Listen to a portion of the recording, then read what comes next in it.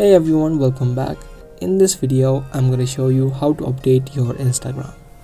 This is going to be a short and easy video, so let's get straight into it.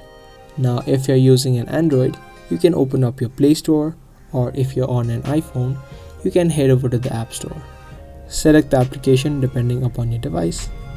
Now, after you open up the application, on the search bar, you'll need to search for Instagram.